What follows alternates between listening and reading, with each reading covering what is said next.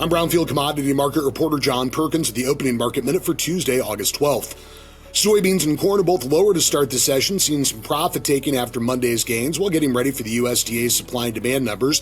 Those are out today at noon Eastern, 11 a.m. Central. And ahead of the report, most analysts are expecting the USDA to raise their yield estimates for both corn and soybeans at least slightly, given the generally favorable crop weather we've had in much of the Midwest and Plains so far this growing season.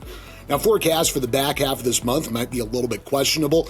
Maybe hotter, maybe drier in some areas, but some areas are also expected to see decent precipitation.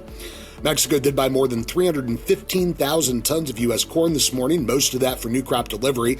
Export demand's a big question mark for soybeans right now because of a lack of demand from China. And wheat is lower. Chicago and Kansas City are down, watching the very tail end of this year's U.S. winter wheat harvest. Meanwhile, Minneapolis is lower with a week-to-week increase in the USDA spring wheat condition rating. USDA is expected to make minimal changes to winter wheat more than likely this month, while they could lower the spring wheat production guess just slightly. These numbers are out at noon Eastern, 11 a.m. Central. Live and feeder cattle are higher, waiting for widespread direct cash cattle business. This week's show list does look mixed when compared to last week, larger in Kansas, Nebraska, and Colorado, and at least a little bit smaller in Texas. Box beef did close sharply higher on Monday afternoon after that recent mixed trend.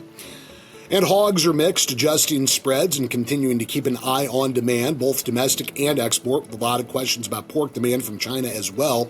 The pork carcass cutout value was higher on Monday afternoon. With the opening market minute for Tuesday, August 12th, I'm Brownfield Commodity Market Reporter John Perkins. Stay tuned for this afternoon's update.